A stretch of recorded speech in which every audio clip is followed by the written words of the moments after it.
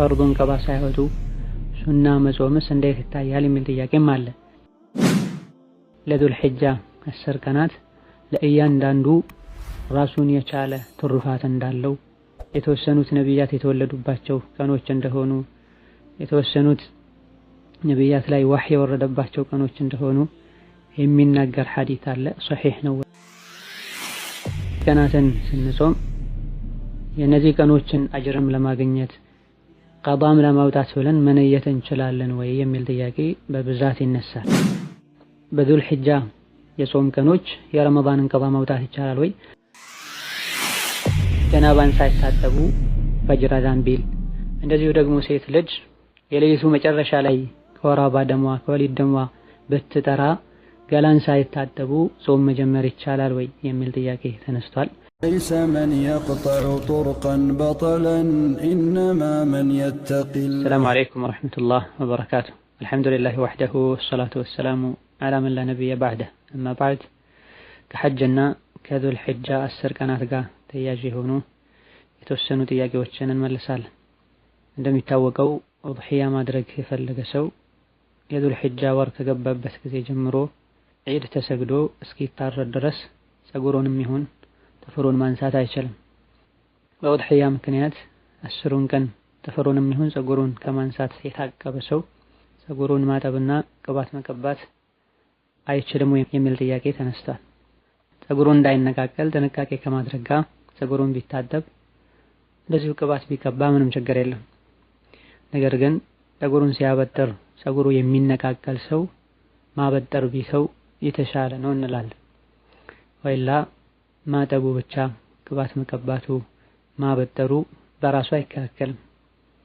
ነገር ግን በሚታጠብበት ጊዜ ፀጉሩን በጣም አሽቶ እንዳይነቃቀል፣ እንደዚሁ ደግሞ ሲያበጥር ፀጉሩ በተለምዶ የሚነቃቀል ከሆነ መተው የተሻለ ነው እንላለን። እማ ገላ መታጠብ ፀጉርን ማጠብ ምንም ችግር የለውም።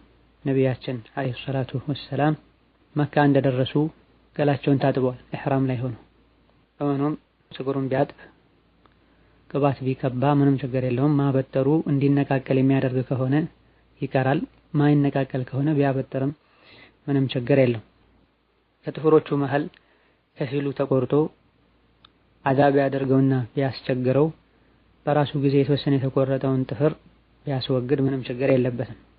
ሁለተኛው ጥያቄ ለዙል ሒጃ 10 ቀናት ለእያንዳንዱ ራሱን የቻለ ትሩፋት እንዳለው የተወሰኑት ነቢያት የተወለዱባቸው ቀኖች እንደሆኑ የተወሰኑት ነቢያት ላይ ወህይ የወረደባቸው ቀኖች እንደሆኑ የሚናገር ሐዲስ አለ። ሶሒህ ነው ወይ ይላሉ። በዚህ መልኩ የተነገረ ሶሒህ የሆነ ሐዲስ የለም። ላኪን ሰዎች ሶሒህ የሆነውን ግልጽ የሆነውን ምንጩ የሚታወቀውን ሐዲስ በመተው አዳዲስ ነገሮችን ማሰራጨትና ባዕድ ነገሮችን መፍጠር የሚወዱበት ዘመን ላይ ደርሰናል።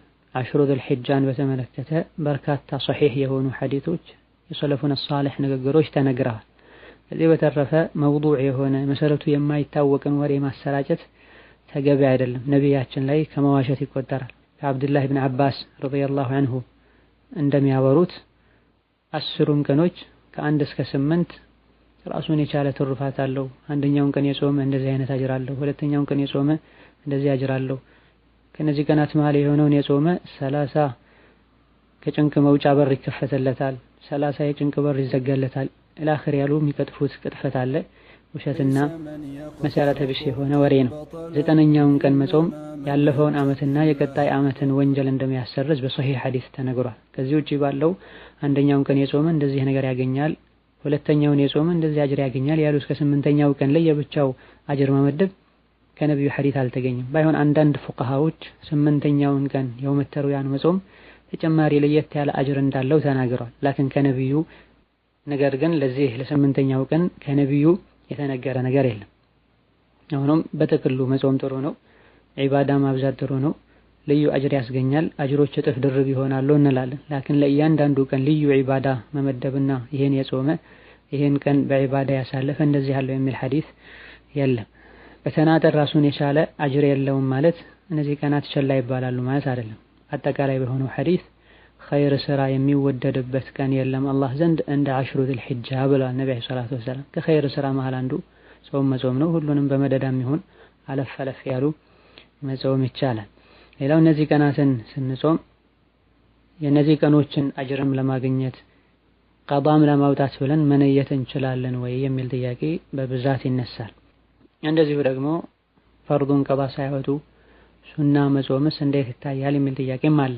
ቀባ ሳያወጡ ፈርዱን መጾሙን በተመለከተ ዑለሞች የተለያዩ አስተያየቶች አሏቸው። የተሻለውና ራጅሑ ጊዜው ካልጠበበ ፈርድ ያለ ሱና ቢጾም ምንም ችግር የለውም።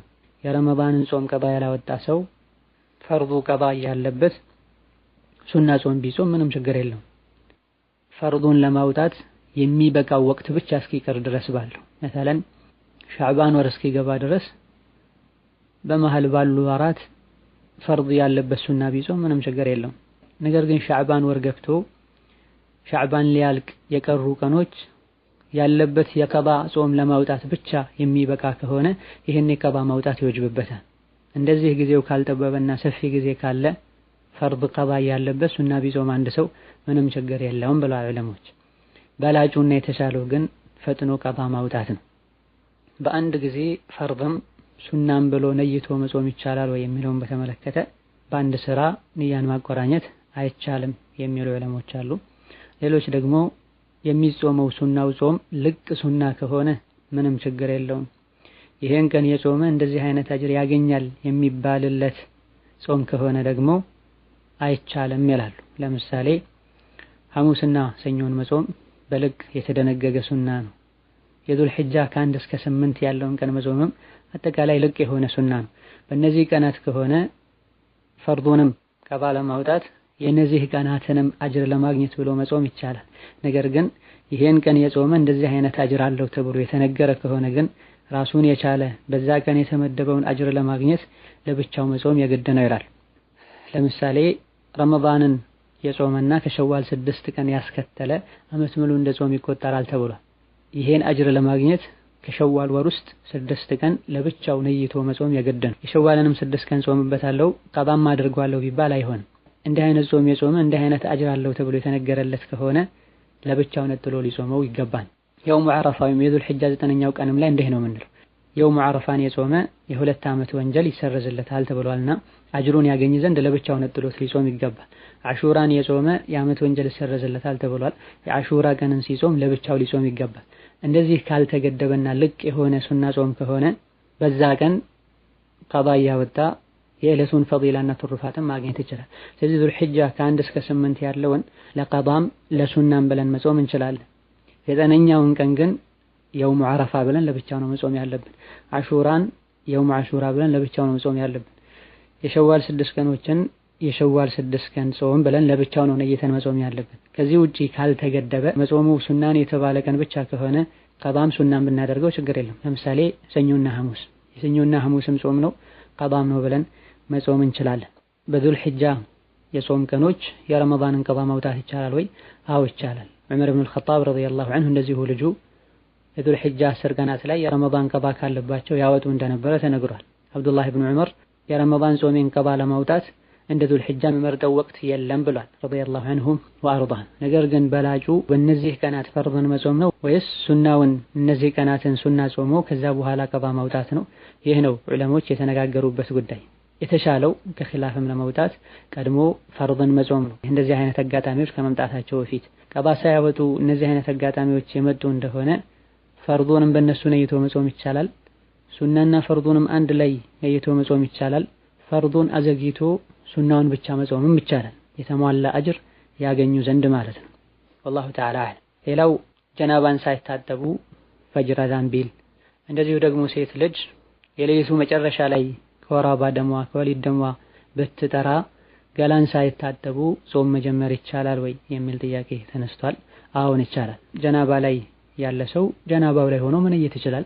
ለሱብሒ መታጠብ ግን ግዴታ ይሆንበታል። የወር አበባ ላይ የነበረች ሴትም ጎህ ከመቅደዱ በፊት የፈጅር አዳን ከመባሉ በፊት የጠራች እንደሆነ ጾሙን መነየት ትችላለች። ከዛ በኋላ ጾሟን ታጥባ መቀጠልና ሰላቷን መስገድ ይኖርባታል። ሌላው በተደጋጋሚ የሚነሳ ጥያቄ መካ ላይ ያሉ ሴቶች ያለ መሕረም ሐጅ ማድረግ ይችላሉ ወይ የሚል ጥያቄ ነው።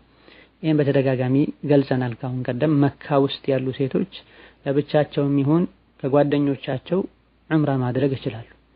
ሐጅንም በተመለከተ ኢንሻአላህ ተዓላ ይችላሉ። ነገር ግን ሐጅ ከአንድ ቦታ ወደ ሌላ ቦታ መንቀሳቀስና መሸጋገር ስላለበት አብሯት ጓደኞቿ ቢኖሩ የተሻለ ነው እንላለን። መካ ውስጥ እስከሆነ ድረስ ሴት ልጅ ለብቻዋን ብታደርግ ከሴት ጓደኞቿ ጋር ብታደርግ ምንም ችግር የለውም። هذا والله تعالى أعلم. السلام عليكم ورحمة الله وبركاته.